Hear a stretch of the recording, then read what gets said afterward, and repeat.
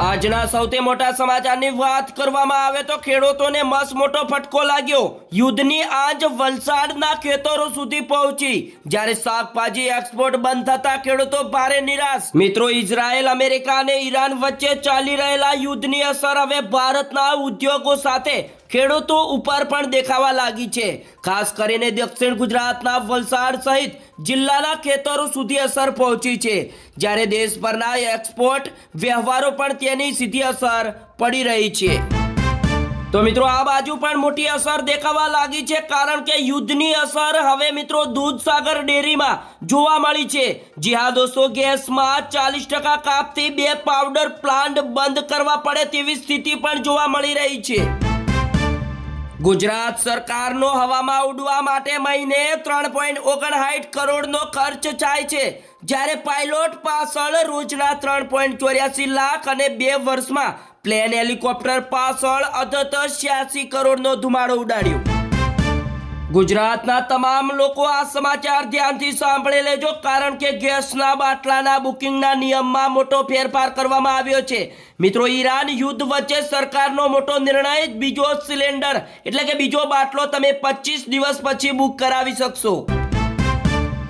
ત્યારબાદ મિત્રો, ઓઇલ સંકટના કારણે પાકિસ્તાનમાં લોકડાઉન જોવા મળ્યું, જ્યારે સ્કૂલો 2 અઠવાડિયા માટે બંધ કરવામાં આવી। કર્મચારીઓ માટે વર્ક ફ્રોમ હોમ પોલિસી લાગુ કરવામાં આવી, જ્યારે મંત્રીઓના પગાર અને વિદેશ પ્રવાસીઓ રોક્યા। વડોદરામાંથી 1 કરોડનું સ્ટીલ ખરીદી ફરાર થઈ ગયેલો ભેજાબાજ 10 વર્ષે પકડાયો। મિત્રો, આગળ સમાચાર જોતા પહેલા વિડીયોને એક લાઈક કરી દેજો, અને ચેનલ ઉપર તમે નવા આવ્યા છો તો પ્રેમથી ચેનલને સબસ્ક્રાઇબ કરી લેજો। જ્યારે યુદ્ધ વચ્ચે સોના અને ચાંદીમાં મોટો કડાકો જોવા મળ્યો।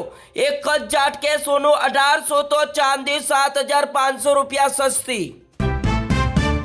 મિત્રો, હાલ અત્યારે યુદ્ધ ચાલી રહ્યું છે, અને યુદ્ધના કારણે રશિયાની તિજોરી છલકાઈ, જ્યારે ચીનને અબજો ડોલરનું નુકસાન થયું છે। ત્યારબાદ મિત્રો, તેલના ભાવ હાલ અત્યારે ભડકે બળ્યા, છતાં ચીન કેમ છે શાંત? 31 માર્ચ પછી મોટો નિર્ણય લેવાની તૈયારીમાં ટ્રમ્પ જિનપિંગ। મિત્રો, ઈરાનથી ક્રૂડ ઓઇલ આયાત બંધ, અબજો ડોલરનું નુકસાન, છતાં ચીન ચૂપ જોવા મળ્યું। વડોદરા જિલ્લામાં મહેસૂલ વસૂલાતનો ટાર્ગેટ પૂરો નહીં થતા અનેક તલાટીઓના પગાર અટકાવવામાં આવ્યા। મિત્રો, વડોદરાના નંદેસરીની ઓરિએન્ટલ કંપનીના 27 કર્મચારીઓને છૂટા કરી દેતા ભારે રોષ જોવા મળ્યો, જ્યારે જિલ્લા કલેક્ટર પાસે ન્યાયની મોટી માંગણી પણ કરી। રાજકોટના લક્ષ્મીનગરમાં મેગા ડેમોલિશન શરૂ, જ્યારે 350થી વધુ ગેરકાયદેસર ઝૂંપડા તોડી પડાયા। હિંમતનગરમાં લૂંટેરી દુલ્હન ગેંગનો પર્દાફાશ, મેરેજ બ્યુરો ખોલી યુવકોને જાળમાં ફસાવતા દંપતી સહિત 4 લોકો ઝડપાયા। મિત્રો, આ સમાચાર ધ્યાનથી સાંભળી લેજો, કારણ કે સુરતના ડિંડોલીમાં 2 યુવતીના આપઘાત કેસમાં ચોંકાવનારો ખુલાસો સામે આવ્યો છે।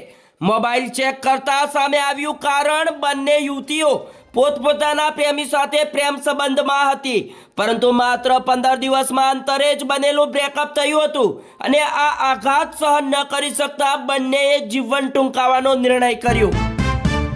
અમદાવાદના એક જ્વેલર્સની દુકાનમાં ગ્રાહક બનીને આવેલી મહિલાઓ સોનાની બુટ્ટીઓ ચોરી કરી ફરાર, જ્યારે સીસીટીવી તપાસતા પાંડો ફૂટ્યો। બીજા મોટા સમાચારની વાત કરવામાં આવે તો મંદિર મસ્જિદની માઇક સિસ્ટમનો અવાજ પરિસર સુધી જ સીમિત રાખવો પડશે, કારણ કે અમદાવાદ પોલીસ કમિશનરનું જાહેરનામું આવ્યું બહાર। અમરેલીના દામનગરમાં ધારાસભ્યની હાજરીમાં ભાજપના મહામંત્રી ઉપર હુમલો કરનાર આરોપી ઝડપાયો। યાત્રાધામ શામળાજીના ભક્તો માટે રેલવેનો મહત્વનો નિર્ણય, હવે વંદે ભારત ટ્રેન શામળાજી સ્ટેશને ઊભી રહેશે। મિત્રો, છોટાઉદેપુરમાં 5 કરોડનું ઓડિટોરિયમ ધૂળખાય છે, જ્યારે કામ પૂર્ણ થયાના 6 મહિના બાદ પણ ઉદ્ઘાટનના ઠેકાણા નથી। ત્યારબાદ મિત્રો, અમદાવાદમાં બુટલેગરોનો પુત્ર ફરી વિવાદમાં જોવા મળ્યો। ખાનગી કોલેજ બહાર રિવોલ્વર બતાવીને વિદ્યાર્થીઓને ધમકાવ્યા અને કારમાં કરી તોડફોડ। મિત્રો અનેક રાજ્યોમાં તાપમાન 6 થી લઈને 10 ડિગ્રી વધ્યું, જ્યારે દિલ્હીમાં 50 વર્ષનો રેકોર્ડ તૂટ્યો। મિત્રો હીટવેવના મંડાણ, રાજસ્થાનમાં પારો 40 ડિગ્રીને પાર। અમદાવાદના દાણી લીમડામાં બાપ કહેવા બાબતે બે પરિવારો વચ્ચે જોરદાર લોહિયાળ જંગ જામ્યો અને મિત્રો મહિલા અને સગીરા ઉપર હુમલો। ત્યારબાદ મિત્રો બિહારના જેડીયુમાં જોવા મળ્યો વિવાદ, નીતિશ કુમાર અને લલ્લનસિંહના સમર્થકો વચ્ચે જોરદાર મારામારી, મુખ્યમંત્રી નીતિશને રાજ્યસભામાં મોકલવાનો વિરોધ। મિત્રો દિલ્હીમાં ધૂળેટી હત્યા કરનારા આરોપીઓના ઘર ઉપર ફૂલડેઝર ફરી વળ્યું, જ્યારે મ્યુનિસિપલ અને પોલીસ જવાનો અને ફૂલડેઝર સાથે પહોંચ્યું। જો મિત્રો પરમાણુ યુદ્ધ થાય તો માત્ર ન્યૂઝીલેન્ડ અને ઓસ્ટ્રેલિયા જ બચી શકશે।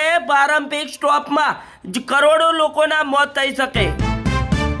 સરકારી નોકરીની તૈયારી કરી રહેલા યુવાનો માટે એસએસસી સ્ટાફ સિલેક્શન કમિશન દ્વારા મોટા સમાચાર આપવામાં આવ્યા। 2025ની જગ્યાઓમાં વધારો કર્યો અને ઉમેદવારોને થશે મોટો ફાયદો। ભારતીયોની સુરક્ષા માટે અમે કટિબદ્ધ છીએ, ઉર્જા ક્ષેત્ર ઉપર સરકારની નજર, મિડલ ઈસ્ટ યુદ્ધ અંગે જયશંકરના સંસદમાં મોટું નિવેદન। ત્યારબાદ મિત્રો વર્તમાન સમયમાં વધતી જતી મોંઘવારી વચ્ચે હવે સામાન્ય માણસ માટે ઘર બનાવવું એક સપનું બની ગયું છે, પરંતુ હવે ઈંટ કે સિમેન્ટની જરૂર નહીં પડે। 1.5 લાખમાં બની જશે તમારું ઘર, ભૂકંપની પણ નહીં થાય અસર। મિત્રો 2022 પછી પહેલીવાર ક્રૂડ ઓઇલનો ભાવ $100 પાર, જ્યારે ભારતમાં પેટ્રોલ ડીઝલના ભાવ વધી શકે તેમ। ત્યારબાદ મિત્રો દિલ્હી લીકર કેસ મામલે એક નવો વળાંક આવ્યો સામે। ટ્રાયલ કોર્ટની ટિપ્પણીઓ પર હાઈકોર્ટનો સ્ટે, કેજરીવાલ અને સિસોદિયા સહિત 23 લોકોને નોટિસ। મિત્રો હવે સંપૂર્ણ વિનાશ નિશ્ચિત મુદ્યો, ઈરાન ઉપર પ્રચંડ પ્રહારો કરવામાં આવશે। જનૂનને ચડેલા ટ્રમ્પની ભયંકર ધમકી આવી સામે। મિત્રો ઈરાનના સુપ્રીમ લીડર બન્યા મોજતબા ખામેની, પદ સંભાળતા જ ઇઝરાયલ ઉપર મિસાઇલ અટેક। દુનિયામાં 1973 જેવું ઓઇલ સંકટ સર્જાશે ફરી એકવાર, ભારત સહિત ઘણા દેશોનું ટેન્શન વધ્યું। ત્યારબાદ મિત્રો 1800 ડિગ્રી તાપમાન, હાડકા વગાડી નાખે તેવું કેમિકલ, ઇઝરાયલ ઉપર વ્હાઇટ ફોરેન્સ વાપરવાનો આરોપ લાગ્યો। મિત્રો ઈરાનમાં રહેતા ભારતીય નાગરિકો માટે એડવાઇઝરી જાહેર, સરહદ ઉપર જવાનું ટાળવાની પણ સલાહ આપવામાં આવી। તો મિત્રો આ સાથે જ આ સમાચાર આજના અહીંયા સમાપ્ત કરવામાં આવે છે। મિત્રો આવા ડેલી સમાચાર વહેલી સવારે 6 વાગે જોવા માટે આપણી ગુજરાતી NBTV ચેનલને સબસ્ક્રાઇબ ના કરી હોય તો સબસ્ક્રાઇબ કરવા વિનંતી। જય હિન્દ, જય જય ગરવી ગુજરાત।